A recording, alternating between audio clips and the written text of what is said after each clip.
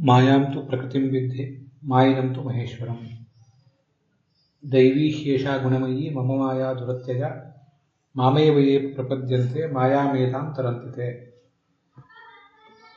भागवते द्वितीये स्कन्धे सप्तमे अध्याये 46 श्लोकः भगवद्भक्तवर्णनापरः अद्य निरूप्यते।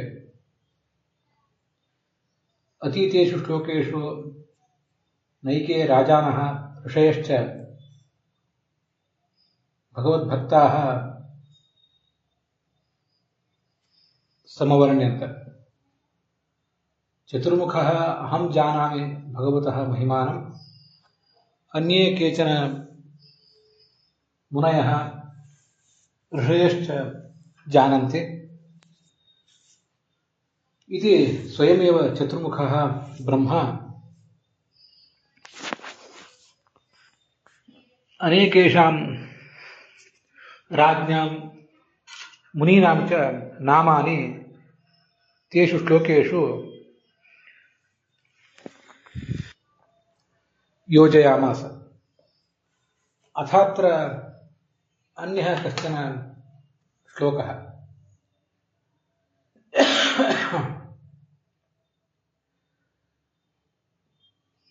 पापेन निमित्तेन स्त्री शूद्र हूण शबरयोनिमापन्नाः जीवाः अथवा स्त्री शूद्र हूण शबराः येऽपि वा अन्ये केचन पापजीवाः ते सर्वेपि भगवतः महिमानं ज्ञातुं शक्नुवन्ति, संसारं च तर्तुं प्रभवन्ति। अयमेक एव तेषां साधनप्रकारः भवेत्। अद्भुतक्रमस्य भगवतः निष्ठाः ते भवेयुः, भगवन्निष्ठाः भवेयुः। स्वभावतः हरिपरमनस्काः भवेयुः। हरिविषयकं श्रवणमनन ध्यानादि तत्पराश्च भवेयुः। तिर्यक्जनाः अपि केचन भगवती भक्तिमापन्नाः मुक्ताः श्रूयन्ते। एवं च किमु वक्तव्यं, ये ज्ञानिनः भगवन्तम् आत्मानं श्रुत्वा मत्वा ध्यात्वा मानसापरोक्षं स्वरूपापरोक्षं च प्राप्य अन्ततः मुक्तिं प्राप्नुवन्ति इति। ಒಂದು ವಿಶಿಷ್ಟವಾದ ಅನೇಕ ತಪ್ಪು ಅರ್ಥಗಳಿಗೂ ಕಾರಣ ಆಗುವಂತಹ ಒಂದು ಶ್ಲೋಕವನ್ನು ಇಲ್ಲಿ ಹೇಳಿದ್ದಾರೆ. ಅದರ ಅರ್ಥವನ್ನು ನಾವು ನೋಡಬೇಕು. ಅನೇಕ ಜನ ರಾಜರ ಋಷಿಗಳ ಹೆಸರನ್ನೇ ಚತುರ್ಮುಖ ಬ್ರಹ್ಮ ಹೇಳಿದ. ಇವರೆಲ್ಲರೂ ಕೂಡ ಭಗವಂತನ ಮಹಿಮೆಯನ್ನು ತಿಳಿದವರು, ನಾನು ತಿಳಿದಿದ್ದೇನೆ, ಇವರೆಲ್ಲರೂ ತಿಳಿದಿದ್ದಾರೆ ಅಂತ ಹೇಳಿದ್ದಾರೆ. ಇದಲ್ಲದೇನೆ ಇನ್ನೂ ಅನೇಕ ಜನ ಪಾಪದ ಕಾರಣದಿಂದ ಸ್ತ್ರೀಯಾದವರು, ಶೂದ್ರರಾದವರು ಇತ್ಯಾದಿ ಯಾವುದೋ ಹೀನ ಜನ್ಮ ಪಡೆದವರು ಅಥವಾ ಯಾವುದೇ ಪಾಪ ಜೀವರು, ಅವರು ಸ್ತ್ರೀಯಾಗಿರಲಿ ಮತ್ತೆ ಯಾರೇ ಆಗಿರಲಿ, ಭಗವಂತನ ಕುರಿತು ಅವರ ಮನಸ್ಸು ತೊಡಗಿದ್ರೆ, ಭಗವಂತನನ್ನೇ ಅವರು ಆಶ್ರಯಿಸಿದ್ರೆ, ಭಗವಂತನ ಕುರಿತಾದ ಶ್ರವಣ ಮರಣ ಧ್ಯಾನಾದಿಗಳನ್ನು ಅವರು ನಿರಂತರ ಮಾಡ್ತಾ ಇದ್ರೆ ಅಂಥವರಿಗೆ ಭಗವಂತನನ್ನ ಪಡೆಯುವುದು ಸಾಧ್ಯ ಆಗ್ತದೆ. ಅವನ ಮಹಿಮೆಯನ್ನು ತಿಳಿಯುವುದು, ಅವನ ಸ್ಥಾನವನ್ನು ಪಡೆಯುವುದು ಸಾಧ್ಯ ಆಗ್ತದೆ. ಹೀಗೆ ಮತ್ತೆ ಇವರು ಮಾತ್ರ ಅಲ್ಲ, ಪ್ರಾಣಿಗಳಿಗೂ ಅದು ಸಾಧ್ಯ ಆಗ್ತದೆ. ಇನ್ನು ನಿರಂತರವಾಗಿ ಭಗವಂತನ ಶ್ರವಣ ಮನನ ಧ್ಯಾನ ಇತ್ಯಾದಿಗಳಲ್ಲೇ ತೊಡಗಿದ್ದವರಿಗೆ ಭಗವಂತನನ್ನು ತಲುಪುವುದು ಸಾಧ್ಯ ಆಗ್ತದೆ ಅಂತ ನಾವು ಏನು ಹೇಳಬೇಕಾಗಿದೆ ಅಂತಾರೆ ಈ ಶ್ಲೋಕದಲ್ಲಿ. ಸ್ತ್ರೀ ಶೂದ್ರ ಹೂಣ ಶಬರ ಅಪಿ ಪಾಪಜೀವಾ, ಪಾಪಿಗಳಾದಂಥ ಸ್ತ್ರೀಯರು, ಶೂದ್ರರು, ಹೂಣರು, ಶಬರರು ಅಂತ ಹೀಗೆ ಮಾತಿದೆಯಲ್ಲ, ಇವರೆಲ್ಲರನ್ನು ಕೂಡ ಪಾಪಿಗಳು ಅಂತ ಹೇಳಿದಂತೆ ಇಲ್ಲಿ ಕಾಣಿಸ್ತದೆ. ಸಮಾಜದಲ್ಲಿ ಹಾಗೊಂದು ನಂಬಿಕೆಯೂ ಕೂಡ ಇದೆ. ಉನ್ನತ ವರ್ಣದವರು ಕೆಲವರು ಕೆಳವರ್ಣದವರನ್ನು ಹೀನವಾಗಿ ಕಾಣುತ್ತಾರೆ. ಭಗವಂತನ ದೃಷ್ಟಿಯಿಂದ ಉನ್ನತ ವರ್ಗ ಹೀನ ವರ್ಗ ಅಂತ ಏನೂ ಇಲ್ಲ. ಸರ್ವಂ ಬ್ರಹ್ಮಣ ಸೃಷ್ಟಪೂರ್ವಂ ಹಿ ಸರ್ವಂ ಬ್ರಾಹ್ಮಮಿದಂ ಜಗತ್ ಅಂತ ಮಹಾಭಾರತ ಹೇಳುವಂತೆ ಪರಮಾತ್ಮ ಈ ಜಗತ್ತನ್ನು ಸೃಷ್ಟಿಸಿದ್ದಾನೆ, ಎಲ್ಲರನ್ನೂ ಸೃಷ್ಟಿಸಿದ್ದಾನೆ, ಎಲ್ಲರೂ ಆತನ ಮಕ್ಕಳೇ. ಆದರೆ ಕೆಲವರು ಉನ್ನತ ವರ್ಣದಲ್ಲಿ ಇದ್ದವರು, ಅದ್ರ ಬಗ್ಗೆ ಒಣ ಹೆಮ್ಮೆ ಇದ್ದವರು, ಕೆಳಗಿನ ಜಾತಿಗಳನ್ನು ನಿರಂತರವಾದ ತಿರಸ್ಕಾರ, ನಿರಂತರವಾದ ಅನುಮಾನ, ಗುಮಾನಿಗಳಿಂದಲೇ ಕಾಣುವಂತಹ ಒಂದು ಪ್ರವೃತ್ತಿಯನ್ನು ಬೆಳೆಸ್ಕೊಂಡಿರ್ತಾರೆ. ಸ್ತ್ರೀಯರ ಬಗ್ಗೆನೂ ಅಂಥದೇ ಒಂದು ಗುಮಾನಿಯನ್ನ ಬೆಳೆಸ್ಕೊಂಡಿರ್ತಾರೆ.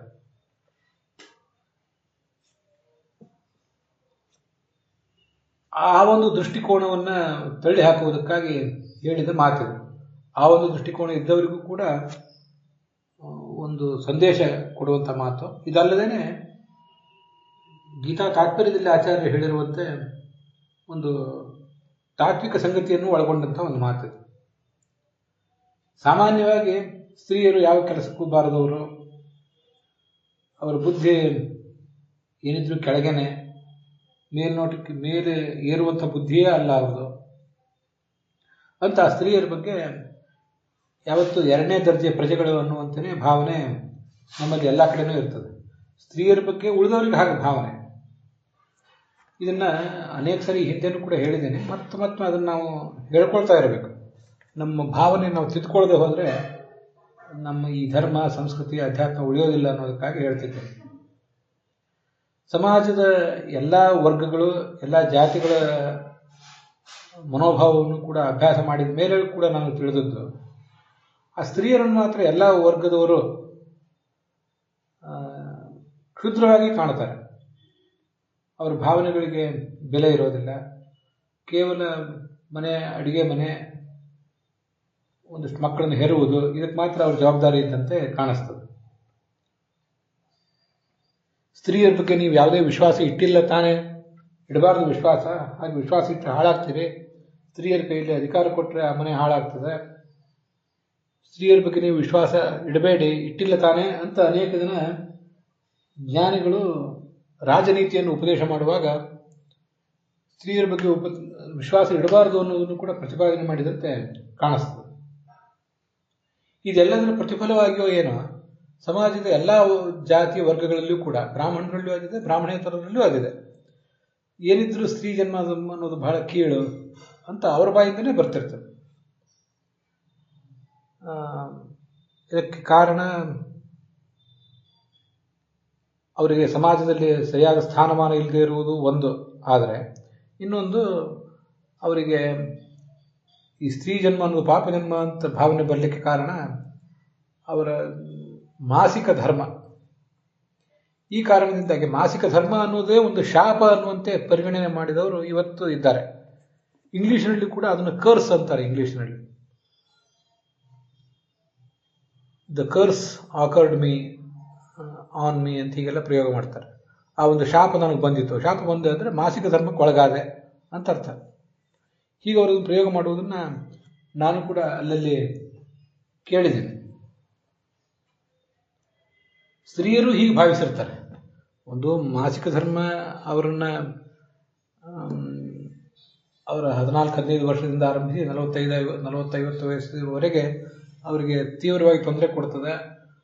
ಅದಾದಮೇಲೂ ಕೂಡ ಕೆಲವು ವರ್ಷಗಳ ಕಾಲ ಅವರನ್ನು ನಿರಂತರವಾಗಿ ದೈಹಿಕವಾಗಿಯೂ ಮಾನಸಿಕವಾಗಿಯೂ ಅದು ನಿರ್ವಿಣ್ಣರನ್ನಾಗಿ ಮಾಡ್ತದೆ.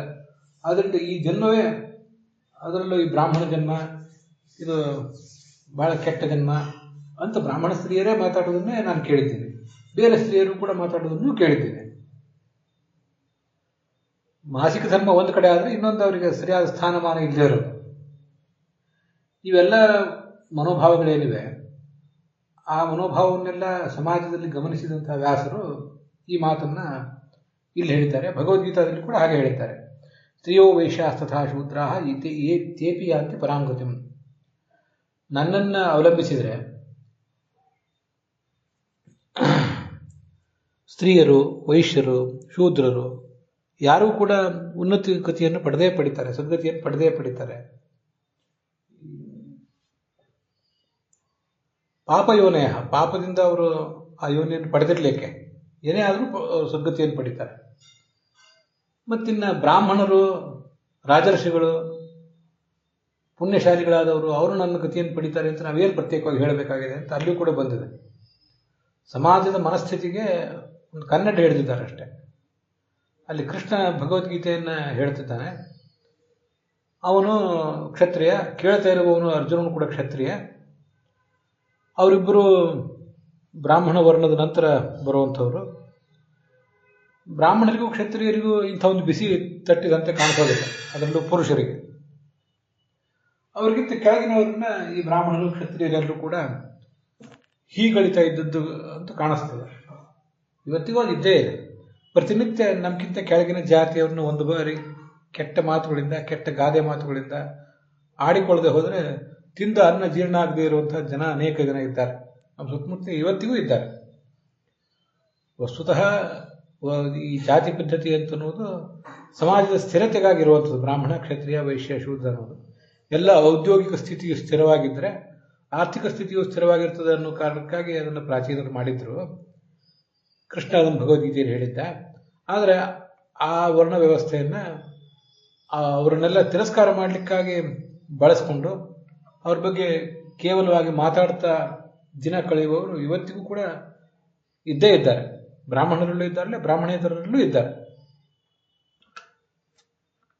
ನೀವು ಹೀಗೆ ಸ್ತ್ರೀಯರ ಬಗ್ಗೆ ಶೂದ್ರ, ಹೂಣ, ಶಬರ, ಶಬರರು ಅಂದರೆ ಬೇಡರು,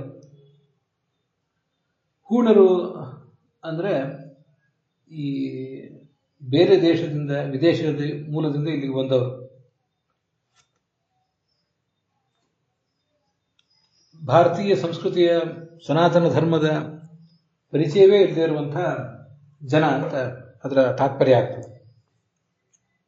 ಇಂಥವ್ರೆಲ್ಲರೂ ಕೂಡ ಸದ್ಗತಿಯನ್ನು ಪಡೆದೇ ಪಡಿತಾರೆ ಅಂತ ಅಲ್ಲಿ ಬಂದಿರುವಂತಹ ಮಾತು. ಪಾಪದಿಂದ ಅವರು ಆ ಜನ್ಮವನ್ನು ಪಡೆದಿರಲಿ, ಹೇಗೇ ಇರಲಿ, ನಿಮ್ಮ ದೃಷ್ಟಿಕೋನ ಹೇಗೇ ಇರಲಿ, ಎಲ್ಲರೂ ಭಗವಂತನ ಭಕ್ತರಾದರೆ ಅವರು ಸದ್ಗತಿಯನ್ನು ಪಡೆದೇ ಪಡಿತಾರೆ. ಸ್ತ್ರೀಯಾಗಿ ಹುಟ್ಟುವುದು ಪಾಪದ ಫಲ ಅಲ್ಲ, ಅವರಿಗೆ ಮುಟ್ಟು ಮಾಸಿಕ ಧರ್ಮ ಬರುವುದು ಅದು ಕೂಡ ಪಾಪದ ಫಲ ಅಲ್ಲ ಅನ್ನುವುದನ್ನು ನಾವು ತಿಳ್ಕೊಂಡಿದ್ರೆ ಸಾಕಷ್ಟೆ. ಇನ್ನು ಈ ಶೂದ್ರ, ಹೂಣ, ಶಬರ ಅನ್ನೋದ್ರ ಬಗ್ಗೆ ಒಂದಿಷ್ಟು ಮಾತುಗಳನ್ನು ಹೇಳಬೇಕು. ಶೂದ್ರರು ಅಂದರೆ ಬ್ರಾಹ್ಮಣ, ಕ್ಷತ್ರಿಯ, ವೈಶ್ಯ, ಶೂದ್ರ ಅಂತ ಏನು 4 ವರ್ಣಗಳಿವೆ, ಅದರಲ್ಲಿ ಸೇರಿದವರೇ. ಹೂಣರು ಅಂದರೆ ಈ ಮಧ್ಯಪ್ರಾಚ್ಯದಿಂದ, ಮಿಡ್ಲ್ ಈಸ್ಟ್ನಿಂದ ಬಂದಂಥ ಒಂದು ಕಮ್ಯುನಿಟಿ ಅಂತ ಹೀಗೆ ವರ್ಣನೆ ಮಾಡ್ತಾರೆ. ಅಂತೂ ಸನಾತನ ಧರ್ಮಕ್ಕೆ ವಿರುದ್ಧವಾದ ವರ್ತನೆಗಳಿದ್ದಂಥವರು, ಅದು ಅದರ ಅರ್ಥ.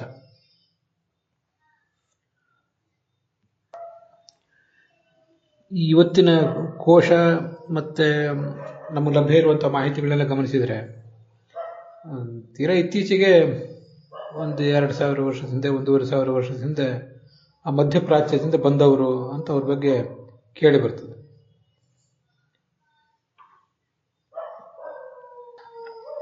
ಆದರೆ ಭಾಗವತದಲ್ಲಿ ಹೂಣ ಅಂತ ಹೇಳುವುದು ಇನ್ನೂ ಬಹಳ ವಿಶಾಲವಾದ ಅರ್ಥದಲ್ಲಿ. ಭಾರತೀಯ ಸಂಸ್ಕೃತಿಗೆ ಹೊರತಾದವರೇ, ಸನಾತನ ಧರ್ಮಕ್ಕೆ ಹೊರತಾದವರೇ. ಆದರೆ ಇದ್ಯಾವುದೋ ಕಾಲದಲ್ಲಿ ಈಗ ವಲಸೆ ಬಂದವರು, 1000-2000 ವರ್ಷದ ಹಿಂದೆ ವಲಸೆ ಬಂದವರು ಅಂತ ಅದರ ತಾತ್ಪರ್ಯ ಅಲ್ಲ. ಪ್ರಪಂಚದಲ್ಲಿ ಎಲ್ಲಿಯೇ ಯಾರೇ ಅಸಂಸ್ಕೃತರಾದ ಸನಾತನ ಧರ್ಮಕ್ಕೆ ವಿರೋಧಿಗಳಾದವರಿದ್ದರೆ ಅವರನ್ನು ಹೂಣ ಅಂತ ಈ ಶಬ್ದದಿಂದ ಅದು ಹೇಳಿದಂತೆ ಕಾಣಿಸ್ತದೆ.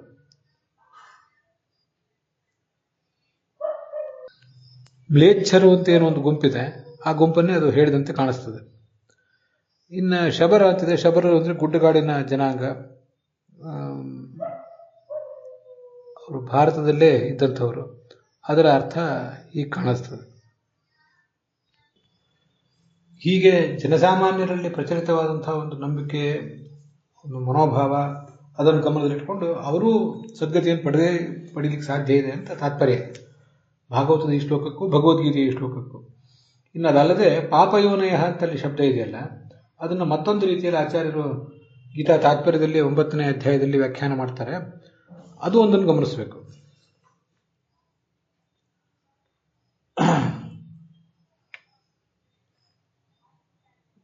ಸ್ವಾಭಾವಿಕೋ ಬ್ರಾಹ್ಮಣಾದಿ ಶಮಾದ್ಯೈರೇವ ಭಿದ್ಯತೆ ಯೋನಿ ಭೇದಕೃತೋ ಭೇದ ಜ್ಞೇಯ ಔಪಾಧಿಕಸ್ತ್ವಯಂ ಅಂತ ಇದು 2ನೇ ಅಧ್ಯಾಯದಲ್ಲಿ 4ನೇ ಅಧ್ಯಾಯದಲ್ಲಿ ಒಂದು ವಿಚಾರ ಹೇಳಿದ್ದಾರೆ ಆಚಾರ್ಯರು. ಈ ಬ್ರಾಹ್ಮಣ, ಕ್ಷತ್ರಿಯ, ವೈಶ್ಯ, ಶೂದ್ರ ಅಂತ ಏನು 4 ವರ್ಣಗಳಿವೆ. ಇವು ಜೀವ ಸ್ವಭಾವಕ್ಕೆ ಸಂಬಂಧಪಟ್ಟಂತೆ ವರ್ಣಗಳು ಕೂಡ ಇವೆ.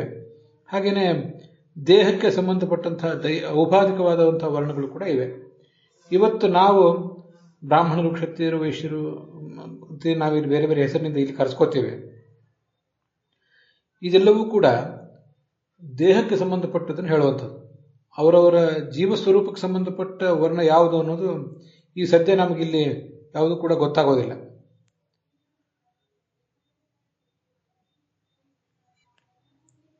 ಈಗ ಬ್ರಾಹ್ಮಣನೇ ಆಗಿರಲಿ, ಕ್ಷತ್ರಿಯನೇ ಆಗಿರಲಿ, ವೈಶ್ಯ ಆಗಿರಲಿ, ಏನೇ ಆಗಿರಲಿ, ಅವನು ಮುಕ್ತಿಯಲ್ಲಿ ತನ್ನ ಮೂಲ ಸ್ವರೂಪವನ್ನೇ ಪಡಿತಾನೆ ಅಂತ ವರ್ಣನೆ ಮಾಡಿದ್ದಾರೆ.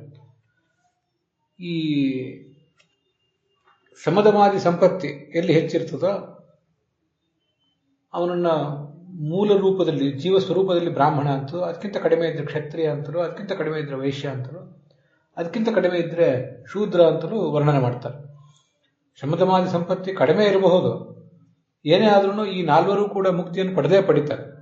ಅದನ್ನು ಆಚಾರ್ಯರು ಗೀತಾ ಭಾಷ್ಯ, ತಾತ್ಪರ್ಯ ಇತ್ಯಾದಿಗಳಲ್ಲಿ ವರ್ಣನೆ ಮಾಡಿದ್ದಾರೆ. ಹೀಗೆ ಸ್ವಾಭಾವಿಕವಾಗಿಯೇ ಒಬ್ಬ ಬ್ರಾಹ್ಮಣನಾಗಿದ್ದವನು, ಮೂಲ ರೂಪದಲ್ಲಿ ಬ್ರಾಹ್ಮಣನಾಗಿದ್ದವನು ಈ ಸಂಸಾರದಲ್ಲಿದ್ದಾಗ ಮತ್ಯಾವುದೋ ಒಂದು ಪಾಪದ ಕಾರಣದಿಂದಾಗಿ ಕೆಲವು ಬಾರಿ ಅಧಃಪತನ ಹೊಂದಿ ಶೂದ್ರನೋ ಮತ್ತು ವೈಶ್ಯನೋ ಮತ್ತೇನೋ ಆಗುವ ಸಾಧ್ಯತೆ ಇರ್ತದೆ. ಸ್ವಾಭಾವಿಕವಾಗಿ ಕ್ಷತ್ರಿಯನಾದವನು, ಮೂಲ ಜೀವಸ್ವರೂಪದಲ್ಲಿ ಕ್ಷತ್ರಿಯ ಆಗಿದ್ದವನು ಕೆಳಗಿಳಿದು ವೈಶ್ಯನೋ ಶೂದ್ರನೋ ಆಗುವಂತಹ ಒಂದು ಸಾಧ್ಯತೆ ಇರ್ತದೆ.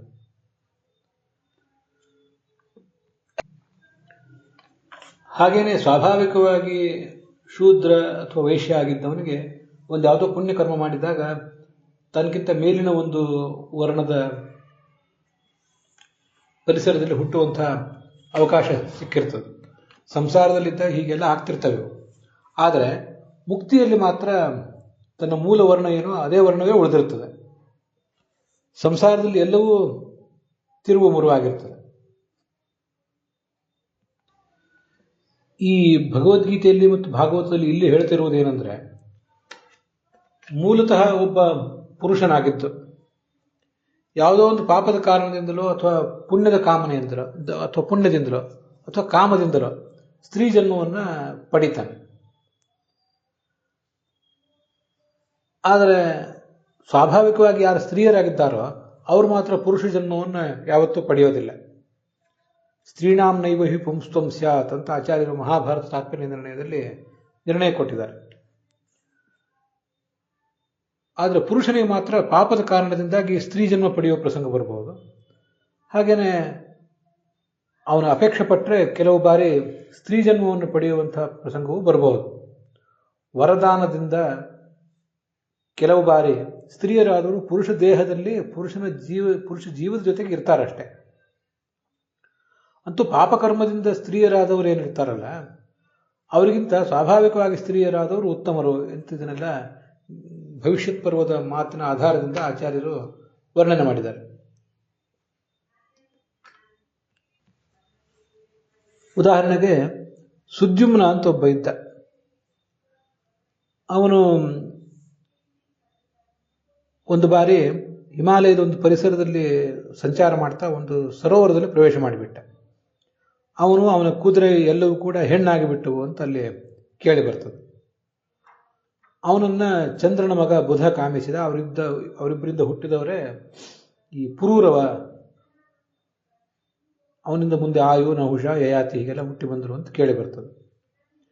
ಹೀಗೆ ಯಾವ ಪರಿಸರಕ್ಕೆ ಯಾವ ಗಂಡಸು ಹೋಗಬಾರ್ದಿತ್ತೋ, ಹಾಗೊಂದು ಶಾಪಗ್ರಸ್ತವಾದ ಪರಿಸರ ಇತ್ತೋ, ಪ್ರದೇಶ ಇತ್ತೋ, ಅಲ್ಲಿಗೆ ಇವನು ಹೋಗಿದ್ದ ಕಾರಣದಿಂದಾಗಿ ಪುರುಷ ದೇಹವನ್ನು ಕಳ್ಕೊಂಡು ಸ್ತ್ರೀ ದೇಹವನ್ನು ಪಡೆಯಬೇಕಾಯಿತು.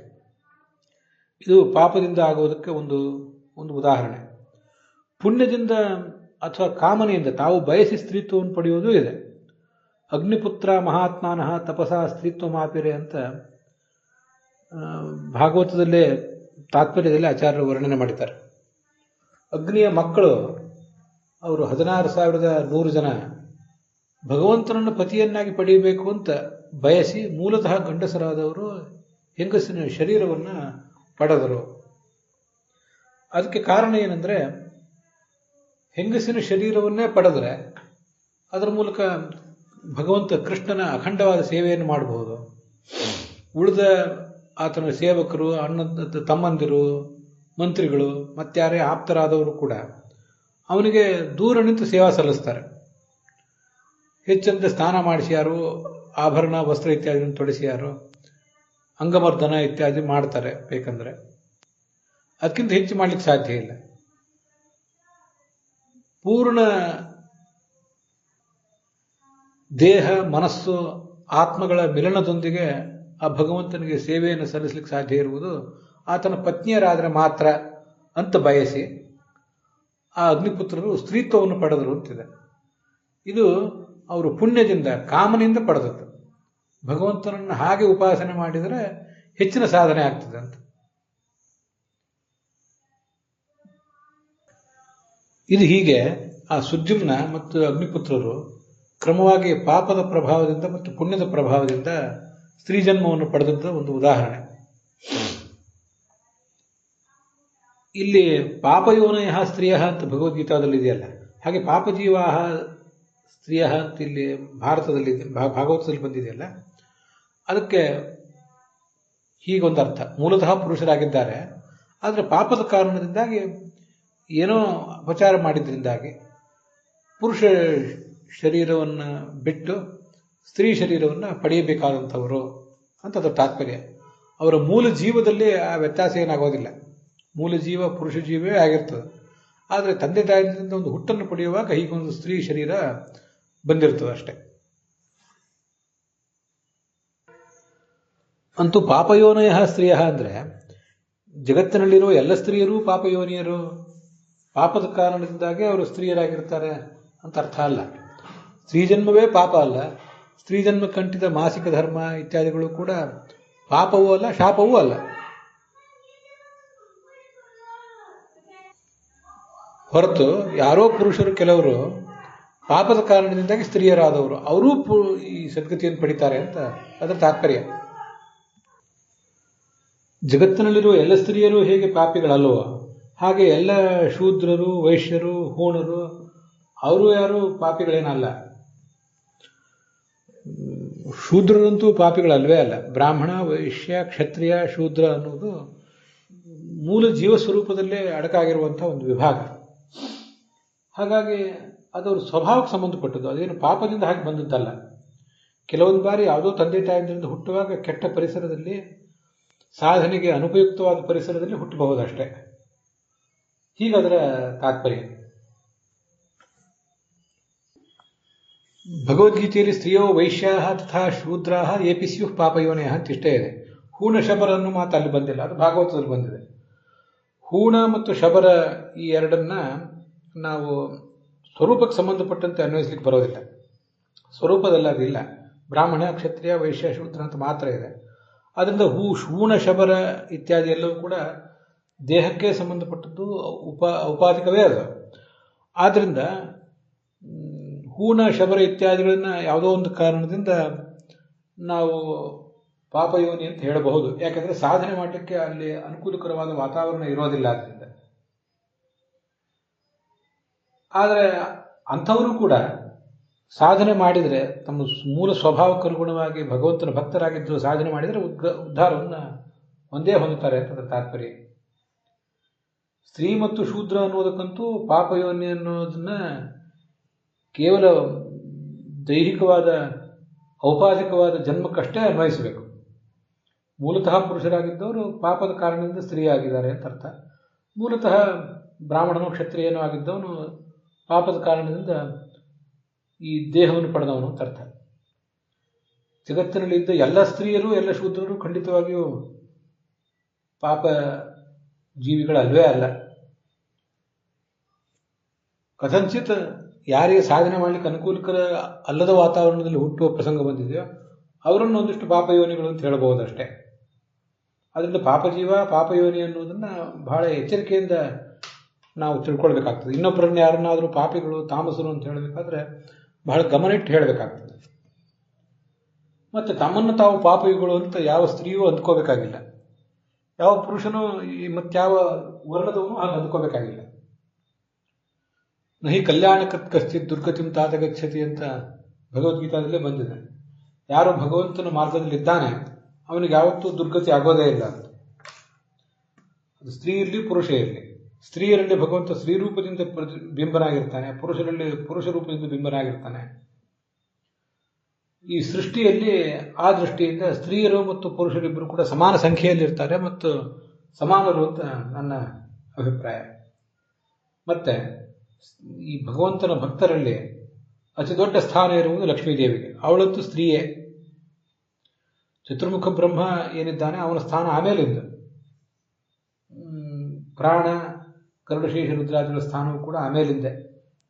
ಅದರಿಂದ ಸ್ತ್ರೀಯರಾಗಿರುವುದೇ ಪಾಪದ ಸಂಗತಿಯೂ ಅಲ್ಲ, ಅದು ದುಃಖದ ಸಂಗತಿಯೂ ಆಗಬೇಕಾಗಿಲ್ಲ. ಸ್ತ್ರೀಯರನ್ನ, ನಮ್ಮ ಸುತ್ತಮುತ್ತ ಇರುವಂತಹ ಸ್ತ್ರೀಯರನ್ನ, ನಮ್ಮ ಸುತ್ತಮುತ್ತ ಇರುವಂತಹ ಬೇರೆ ವರ್ಣದ ಜನರನ್ನ ನೋಡುವಂತಹ ನಮ್ದೊಂದು ಮನೋಭಾವ ಬದಲಾಗಬೇಕು.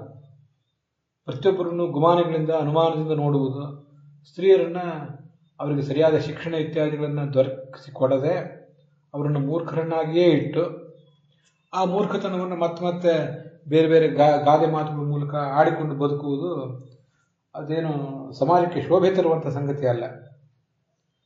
ಸ್ತ್ರೀಯರು ಮೂರ್ಖರಾಗಿ ಉಳಿದ್ರೆ ಅಂಥ ಸ್ತ್ರೀಯರನ್ನ ತಾಯಿ, ಹೆಂಡತಿ, ತಂಗಿ ಇತ್ಯಾದಿ ರೂಪದಲ್ಲಿ, ಗೆಳತಿ ಇತ್ಯಾದಿ ರೂಪದಲ್ಲಿ ಪಡೆದುಕೊಂಡು ನಾವು ಅವ್ರ ಜೊತೆ ಬದುಕುವುದು ಏನು ಸುಖಕರವಾದ ಬದುಕೇನಲ್ಲ. ಆದ್ದರಿಂದ ಅವಳಿಗೆ, ಸ್ತ್ರೀಗೆ ಮೂಲತಃ ಸ್ತ್ರೀಯಾಗಿ ನಮ್ಮ ಮನೆಯಲ್ಲಿ ಒಂದು ಸ್ತ್ರೀ ಶಿಶು ಜನಿಸಿದರೆ ಅದಕ್ಕೆ ಆರಂಭದಿಂದಲೇ ಇದು ಪಾಪ ಜನ್ಮ ಅಲ್ಲ, ನಿನಗೆ ಬರುವಂತಹ ಮುಟ್ಟು ಇತ್ಯಾದಿಗಳು ಕೂಡ ಪಾಪದ ಫಲ ಅಲ್ಲ, ಅದು ದೇಹದ ಒಂದು ಧರ್ಮ ಮಾತ್ರ ಅಂತನ್ನುವುದನ್ನು ಅವಳಿಗೆ ಸಮಾಧಾನ ಆಗುವಂತೆ ಹೇಳಬೇಕು. ಇಂದ್ರ ವೃತ್ರಾಸುರನ ಹತ್ಯೆ ಮಾಡಿದಾಗ ಅವನಿಗೊಂದು ಪಾಪ ಬಂದಿತ್ತು. ಆ ಪಾಪದ ಒಂದು ಅಂಶವನ್ನು ಈ ಮಾಸಿಕ ಧರ್ಮದಲ್ಲಿ ಇಟ್ಟಿದ್ದ ಅಂತೆಲ್ಲ ಕಥೆಗಳಿದೆಯಲ್ಲ, ಅದಕ್ಕೆಲ್ಲ ಬಹಳ ವ್ಯಾಪಕವಾದ ಬೇರೆ ಬೇರೆ ಅರ್ಥಗಳಿವೆ. ಅದನ್ನ ಹಿಂದೆ ಮಹಾಭಾರತದಲ್ಲಿ ಹೇಳಿದ್ದೆ ನಾನು. ಆವಾಗ ಭಾಗವತದ ಬಂದಿರುವಂಥ ವಿಚಾರವನ್ನು ಅಂದ್ಕೊಂಡು ಹೇಳಿದ್ದೆ, 7ನೇ ಸ್ಕಂದದಲ್ಲಿ ಬರುವ ವಿಚಾರ. 7ನೇ ಸ್ಕಂದಕ್ಕೆ ಬಂದಾಗ ನಾನು ಮತ್ತೆ ಆ ವಿಷಯವನ್ನು ಹೇಳ್ತೇನೆ. ಆ ಮುಟ್ಟು ಮಾಸಿಕ ಧರ್ಮ ಅನ್ನುವುದು ಕೂಡ ಪಾಪದಿಂದ ಬಂದದ್ದೇನಲ್ಲ, ಅದೊಂದು ಸೌಭಾಗ್ಯಕ್ಕೆ ಕಾರಣ, ಅವರ ಸುಖಕ್ಕೆ ಕಾರಣ ಆಗ್ತದೆ. ಆ ಮಾಸಿಕ ಧರ್ಮದಲ್ಲಿ ಅವರಿದ್ದಾಗ ನಾವು ಅವರಿಗೊಂದಿಷ್ಟು ಸಹಾನುಭೂತಿಯಿಂದ ವರ್ತಿಸಬೇಕು. ಅವರಿಗೆ ಬೇಕಾದ ವಿಶ್ರಾಂತಿಯ ಅನುಕೂಲ ಇತ್ಯಾದಿಗಳನ್ನು ಕುಟುಂಬ, ಸಮಾಜ, ಸರ್ಕಾರಗಳು, ಸಂಘ ಸಂಸ್ಥೆಗಳು ಮಾಡಿಕೊಡ್ಬೇಕಾಗ್ತದೆ. ಇತ್ತೀಚೆಗೆ ಅದನ್ನು ಸರ್ಕಾರಗಳು, ಸಮಾಜ ಅದನ್ನು ಮನಗಾಣ್ತಾ ಇರೋದು ಒಂದು ಸಂತೋಷದ ಸಂಗತಿ ಅಷ್ಟೆ. ಹಾಗೆ ಸ್ತ್ರೀ ಅವಳು ನಮ್ಮ ಮನೆಯಲ್ಲಿ ಇರಲಿ, ಸಮಾಜದಲ್ಲಿ ಇರಲಿ, ಸಮಾಜದ ಯಾವುದೇ ಮೂಲೆಯಲ್ಲಿರಲಿ, ಅವಳಿಗೆ ಇದು ಪಾಪದ ಫಲವಾಗಿ ನೀನು ಸ್ತ್ರೀಯಾಗಿ ಹುಟ್ಟಿರುವುದಲ್ಲ ಅಂತ ಅವಳಿಗೆ ಮನವರಿಕೆ ಮಾಡಬೇಕು. ಈ ಆಧುನಿಕ ಕಾಲದಲ್ಲಿ proud to be a woman ಅಂತ ಅವರು ಹೇಳಿಕೊಳ್ಳುವುದಿದೆ. ಆ ಥರ ಹೇಳುವವರು ಯಾವುದೇ ಅಧ್ಯಾತ್ಮದ ಸಾಧನೆ ಇಲ್ಲದೆ, ಧಾರ್ಮಿಕ ಸಾಧನೆ ಇಲ್ಲದೆ, ಕೇವಲ ಲೌಕಿಕ ಉದ್ಯೋಗ ವ್ಯವಹಾರ ಇತ್ಯಾದಿಗಳಲ್ಲಿ ತೊಡಗಿ ಪ್ರೌಡ್ ಟು ಬಿ ವುಮೆನ್ ಅಂತ ಹೇಳ್ಕೊಳ್ತಾರೆ. ಅವರಿರುವ ಕ್ಷೇತ್ರಗಳಲ್ಲಿ ಗ್ಲಾಮರ್ ಇದೆ, ಹಣ ಇದೆ, ಹೆಸರಿದೆ, ಅದು ನಡೆದು ಹೋಗ್ತದೆ.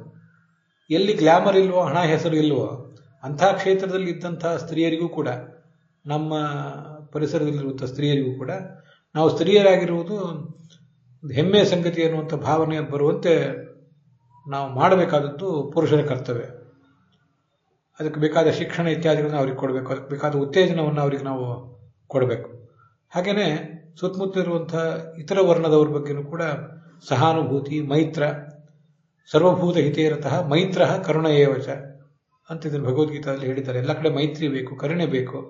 ಹಾಗಿದ್ರೆ ಅವರನ್ನು ತಿರಸ್ಕಾರದ ದೃಷ್ಟಿಯಿಂದ ನೋಡುವುದು ತಪ್ಪುತ್ತದೆ. ಯಾವ ಹುತ್ತದಲ್ಲಿ ಯಾವ ಹಾವಿರ್ತದೋ ಹೇಳಿಕ್ಕೆ ಬರೋದಿಲ್ಲ, ಭಗವಂತ ಭಕ್ತರು ಎಲ್ಲಿ ಹೇಗಿರ್ತಾರೋ ಹೇಳಿಕ್ಕೆ ಬರೋದಿಲ್ಲ. ಯಾರ್ಯಾರನ್ನು ಅಂದು ಆಡಿಕೊಂಡು ನಮ್ಮ ಸಾಧನೆಯನ್ನು ನಾವೇ ಹಾಳು ಮಾಡಿಕೊಳ್ಬೇಕಾಗ್ತದೆ ಅಷ್ಟೇ. ಅದ್ರ ಬಗ್ಗೆ ನಮ್ಗೆ ಎಚ್ಚರ ಇರಬೇಕು. ತಿರ್ಯಕ್ ಜನರು ಅಂತಿದೆ, ಅದನ್ನೆಲ್ಲ ಯಾದವಾರ್ಯರು ಮೊದಲಾದವರು ಬರೆದಿದ್ದಾರೆ. ಅನೇಕ ಬಾರಿ ಭಗವಂತನ ಭಕ್ತರಾದವರು ಕೂಡ ಯಾವುದೋ ಒಂದು ಪ್ರಾಣಿಯೋ ಪಕ್ಷಿಯೋ ಆಗಿ ಹುಟ್ಟುವಂತಹ ಸಾಧ್ಯತೆ ಇರ್ತದೆ. ವೃಂದಾವನಗತಃ ಪಶುಪಕ್ಷಾದಯ ತಿರ್ಯಕ್ ಜನಾ ಅಪಿ ದೇವಮಾಯಾಂ ವಿದಂತಿ ಅಂತ ವಿಜಯಧ್ವಜರು ಬರೆದಿದ್ದಾರೆ. ಕೃಷ್ಣ ವೃಂದಾವನದಲ್ಲಿ ಏನು ವಿಹಾರ ಮಾಡಿದ್ನಲ್ಲ, ಅಲ್ಲಿರುವಂತಹ ಪಶು ಪಕ್ಷಿಗಳು ಕೂಡ ಅವೆಲ್ಲ ತಿರ್ಯಕ್ ಪ್ರಾಣಿಗಳು, ಅವೆಲ್ಲ ಮೂಲತಃ ಸಾಧಕರೇ. ಅವರೆಲ್ಲ ಈ ಭಗವಂತನ ಮಾಯೆಯನ್ನು ತಿಳ್ಕೋತಾರೆ ಅಂತ ಅಲ್ಲಿ ಬಂದಿದೆ. ನನಗೆ ಅದ್ರ ಜೊತೆಗೆ ಮತ್ತೊಂದು ಸಂಗತಿ ನೆನಪಿಗೆ ಬರ್ತದೆ. ಆನೇಕಲ್ ಸುಬ್ರಾಯರು ಅಂತ ಒಬ್ಬರು ಸಾಧಕರು ಈ ಒಂದು 50-60 ವರ್ಷದ ಹಿಂದೆ, ಇನ್ನೂ ಹಿಂದೆ 100 ವರ್ಷ ಏನಾಗಿರ್ಲಿಕ್ಕಿಲ್ಲ, ಆಗಿ ಹೋಗಿದ್ದಾರೆ. ಅವರೊಬ್ಬ ಅಧ್ಯಾತ್ಮದ ಸಾಧಕ. ಅವರು ತುಂಬ ಹೀನ ಸ್ಥಿತಿಯಲ್ಲಿದ್ದಾಗ, ಕಷ್ಟದಲ್ಲಿದ್ದಾಗ ಅವರಿಗೊಬ್ಬ ಬೈರಾಗಿ ಸಹಾಯ ಮಾಡಿದ, ಅಧ್ಯಾತ್ಮದ ಉಪದೇಶ ಮಾಡಿದ ಅಂತ ಕೇಳಿ ಬರ್ತದೆ. ಆವಾಗ ಅವನು ಆ ಪರಿಸರದಲ್ಲಿದ್ದಂಥ ಕೆಲವು ಗಿಡ ಮರ ಪೊದೆಗಳೆಲ್ಲ ತೋರಿಸಿ, ನೋಡಿ ಇವರೆಲ್ಲ ಗಿಡ ಮರ ಪೊದೆಗಳಂತೆ ಕಾಣ್ತಾರೆ, ಆದರೆ ಇವ್ರು ಯಾರೂ ಹಾಗಲ್ಲ, ಇವರೆಲ್ಲ ವಸ್ತುತಃ ಸಾಧನೆ ಮಾಡ್ತಾ ಇರುವಂಥ ಋಷಿಮುನಿಗಳು ಅಂತ ಆ ಅನೇಕರು ಸುಬ್ರಾಯರಿಗೆ ಆ ಬೈರಾಗಿ ಸಾಧು ಸತ್ಪುರುಷ ಹೇಳಿದ್ದು ನನಗೆ ಇದು ಓದಿಯೋ ಕೇಳಿಯೋ ನೆನಪಿದೆ. ಹೀಗೆ ತಿರ್ಯಕ್ ಪ್ರಾಣಿಗಳು, ವೃಕ್ಷಗಳು ಅವು ಯಾವೇ ಇರಲಿ, ಅವೆಲ್ಲ ಹೀಗೆ ಯಾವುದ್ಯಾವುದೋ ಕಾರಣದಿಂದ ಭಗವಂತನ ಭಕ್ತರಾಗಿರುವ ಸಾಧ್ಯತೆ ಇರ್ತದೆ, ಆದರೆ ಈ ಒಂದು ಜನ್ಮವನ್ನು ಪಡೆದಿರುವ ಸಾಧ್ಯತೆ ಇರ್ತದೆ. ಅನೇಕ ಕಡೆ ಯಾವ್ಯಾವ ಕೆಲವು ಪ್ರಾಣಿಗಳು, ನಾಯಿ ಮೊದಲಾದ ಹೀನ ಪ್ರಾಣಿಗಳು ಕೂಡ ಭಗವಂತನ ಕುರಿತಾದ ಶ್ರವಣಕ್ಕೆ ಹಾತೊರೆದದ್ದು, ಏಕಾದಶಿ ಮೊದಲಾದ ಆಚರಣೆಗಳನ್ನು ಮಾಡ್ತಿದ್ದದ್ದು, ಇದನ್ನು ನಾವು ಕೇಳಿರ್ತೇವೆ. ಇದು ಬನ್ನಂಜಿ ಗೋವಿಂದಾಚಾರ್ಯ ಹೇಳ್ತಿದ್ದಂಥ ಒಂದು ಮಾತು ನನಗೆ ಒಂದು ಕಥೆ ಕೇಳಿ ಬರ್ತಿತ್ತು. ಇಲ್ಲಿ ಗದಗಿನ ಹತ್ರ ರೋಣ ಅಂತ ಒಂದು ಜಾಗ, ಅಲ್ಲಿ ಒಬ್ಬರ ಮನೆಯಲ್ಲಿ ಒಂದು ನಾಯಿ ಪ್ರತಿನಿತ್ಯ ಆಹಾರ ಇತ್ಯಾದಿಗಳನ್ನು ತಗೋತದೆ. ಆದರೆ ಏಕಾದಶಿ ದಿವಸ ಮಾತ್ರ ಯಾವುದೇ ಆಹಾರವನ್ನು ತಗೊಳ್ಳದೆ ನದಿಯಲ್ಲಿ ಸ್ನಾನ ಮಾಡಿ ಶುದ್ಧವಾದ ಜೀವನವನ್ನು ನಡೆಸ್ತಾ ಇತ್ತು ಅಂತ ಹೀಗೆ ಒಬ್ಬರ ಮನೆಯಲ್ಲಿದ್ದ ನಾಯಿಯ ಕಥೆಯನ್ನು ಗೋವಿಂದಾಚಾರ್ಯರು ಹೇಳ್ತಿದ್ದದನ್ನು ನಾನು ಕೇಳಿದ್ದೀನಿ.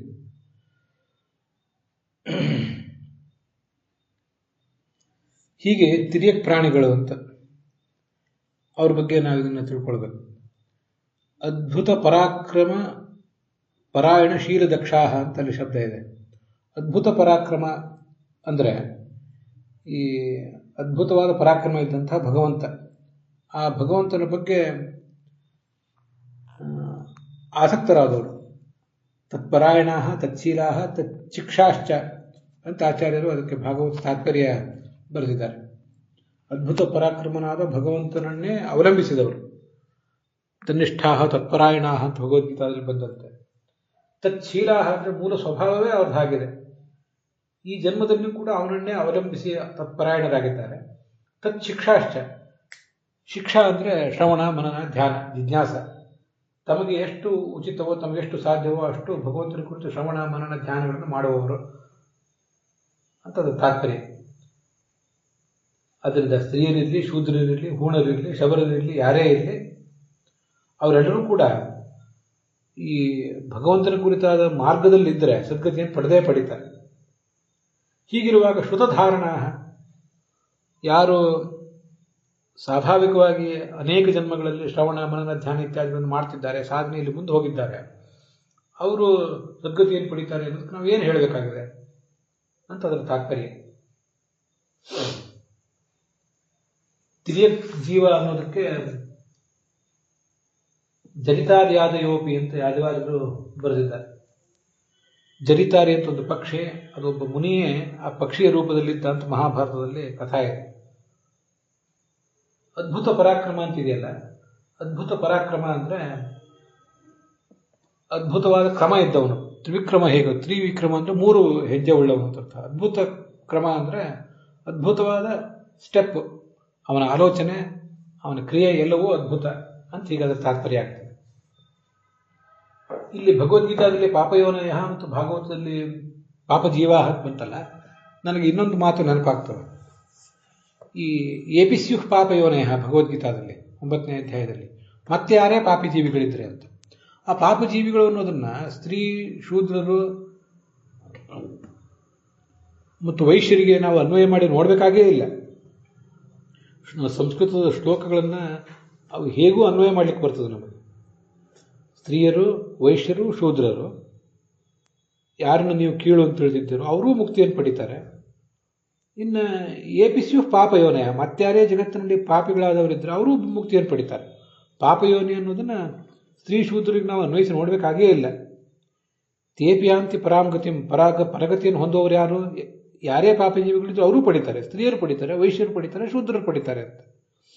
ಪಾಪಯೋನಿ ಅನ್ನೋದನ್ನು ಸ್ತ್ರೀ ಶೂದ್ರ ವೈಶ್ಯರಿಗೆ ಅನ್ವಯ ಮಾಡದೇ ವ್ಯಾಖ್ಯಾನ ಮಾಡಲಿಕ್ಕೂ ಸಾಧ್ಯ ಇದೆ.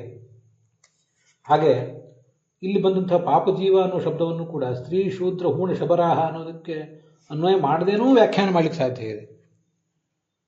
ಅದನ್ನು ವಿಶೇಷಣವಾಗಿ ಸ್ವೀಕಾರ ಮಾಡಬೇಕಾಗಿಲ್ಲ, ಅದೊಂದು ಪ್ರತ್ಯೇಕ ಕರ್ತೃಪದ. ಅದು ಆಚಾರ್ಯರು ಗೀತಾ ತಾತ್ಪರ್ಯದಲ್ಲಿ ಹೇಳಿರುವುದೇನಿದೆ, ಪಾಪಜೀವ ಅನ್ನೋದನ್ನು ವಿಶೇಷಣವಾಗಿ ಇಟ್ಕೊಂಡು ಮಾಡಿತ್ತು. ವಿಶೇಷಣ ಅಂತ ಇಟ್ಕೊಳ್ಳದೆ ಹೋದರೂ ಕೂಡ ಆಚಾರ್ಯರಿಗೆ ವಿರೋಧ ಏನಾಗೋದಿಲ್ಲ ಅಂತ ನಾನು ಅಭಿಪ್ರಾಯಪಟ್ಟಿದ್ದೆ. ಕೆಲವು ಪ್ರಾಚೀನ ಭಗವದ್ಗೀತಾದ ವ್ಯಾಖ್ಯಾನಕಾರರು, ಬಂಗಾಳದ ಕೆಲವರು ವ್ಯಾಖ್ಯಾನಕಾರರು ಹಾಗೆ ಮಾಡಿದ್ದಾರೆ ಅಂತ ವಿದ್ವಾಂಸರು ಹೇಳ್ತಾ ಇದ್ರು.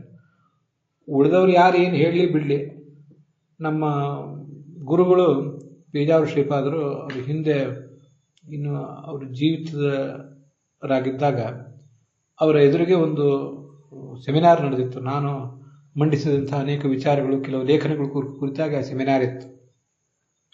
ಪಾಪಯೋನಿ ಅನ್ನೋದನ್ನು ಈ ಭಗವದ್ಗೀತಾದ ಕುರಿತಾದ ಅದು ಸಮಾವೇಶ ಇತ್ತು, ಹೊರತು ಈ ಭಾಗವತದ ಕುರಿತಾಗಿರಲಿಲ್ಲ. ಅದು ಪಾಪಯೋನಿ ಅನ್ನೋದನ್ನು ಸ್ತ್ರೀ ವೈಶ್ಯ ಶೂದ್ರಿಗೆ ಅನ್ವಯ ಮಾಡಲೇಬೇಕಂತ ಏನಿಲ್ಲ, ವಿಶೇಷಣ ಮಾಡಲೇಬೇಕಂತಿಲ್ಲ. ಪ್ರತ್ಯೇಕವಾಗಿ ಮಾಡಿಕೊಂಡು ಸ್ತ್ರೀ ಶೂದ್ರ ವೈಶ್ಯ ಮತ್ತು ಪಾಪಯೋನಿ ಅಂತ 4 ದಿನ ಕರ್ತೃಗಳನ್ನು ಇಟ್ಕೊಳ್ಳಿಕ್ಕೂ ವ್ಯಾಖ್ಯಾನ ಮಾಡಲಿಕ್ಕೂ ಸಾಧ್ಯ ಇದೆ ಅಂತ ನಾನು ಹೇಳಿದೆ.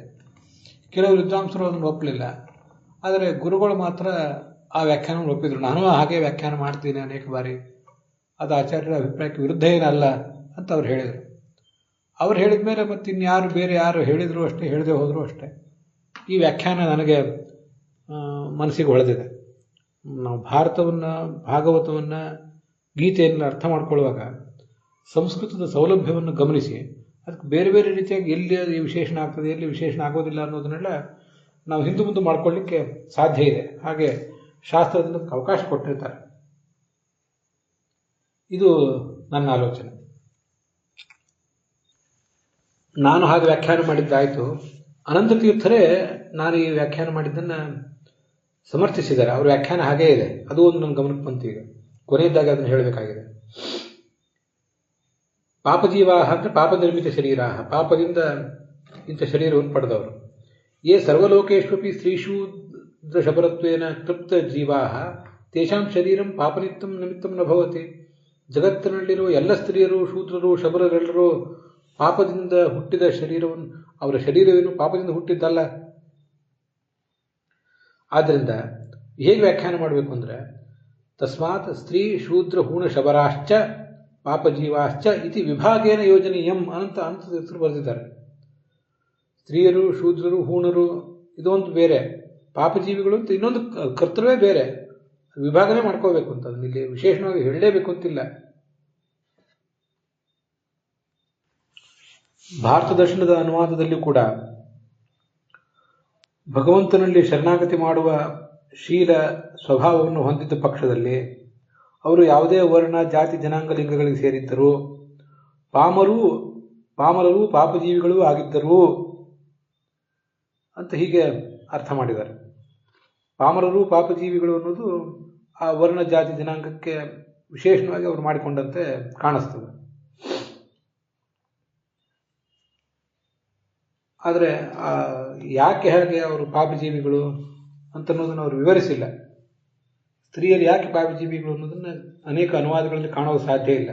ಅದು ಆಚಾರ್ಯರ ಗೀತಾ ತಾತ್ಪರ್ಯದ ಹಿನ್ನೆಲೆಯಲ್ಲಿ ಮಾತ್ರ ನಮಗೆ ಅರ್ಥ ಆಗುವಂತಹ ವಿಚಾರ. ಅದರೊಂದಿಗೆ ಇವತ್ತಿನ ಈ ಭಾಗ ಸಮಾಪ್ತ ಆಗಿದೆ.